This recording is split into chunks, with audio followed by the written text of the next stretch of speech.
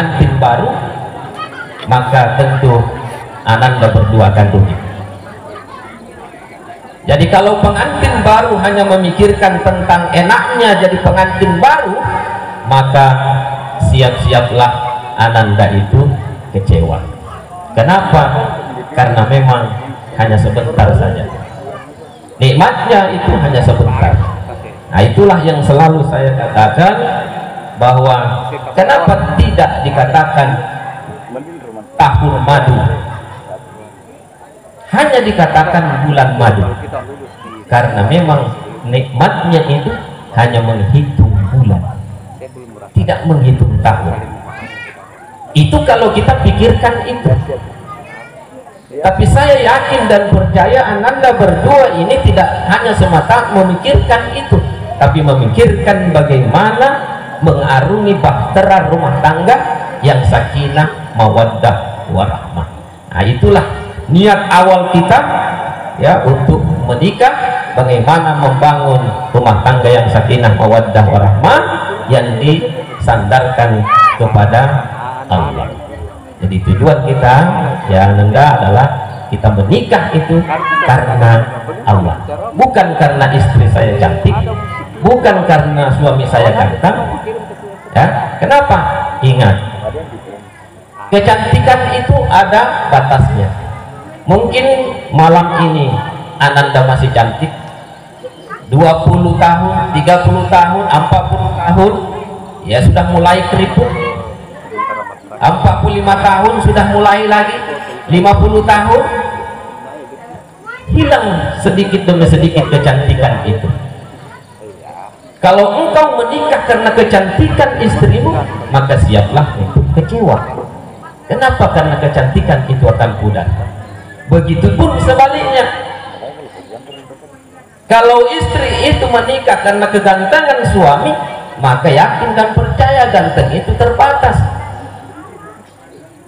40 ya masih, 45 sudah mulai berubah, 50 lebih-lebih. Jadi pesan saya kepada kedua suami istri ya, hilangkan itu. Jangan karena istri cantik kita menikah, jangan karena suami kita ganteng karena kita menikah, tapi yakinkan itu bahwa namakan suami istri bukan hanya dicatat di KUA, bukan hanya dicatat di buku ya akta nikah, tapi itu sudah dicatat di Lauhil Mahfuz. Ya. Ananda berdua ini sudah dicatat namanya, bahwa si A si B itu akan pasangan, sudah ada nama kita. Yang baku jodoh itu sudah ditulis. Itulah sebabnya Bapak Ibu ya, dalam Al-Quran itu makhluk yang pertama kali itu diciptakan Allah adalah kalam, nun wal qalami wa ma yasturun. Demi pulpen, demi pena. Jadi pena ini diperintahkan oleh Allah untuk menulis termasuk jodoh. Jadi sudah ditulis di Lauhil Mahfuz nama atau berdua oleh Allah Subhanahu wa Ta'ala bahwa engkau akan berjodoh. Jadi yang belum ada jodohnya pada malam hari ini ya, mudah-mudahan tidak lupa malaikat menulis juga. Kalau sudah lupa itu ada istilah gastur ya, gadis tua Republik Indonesia.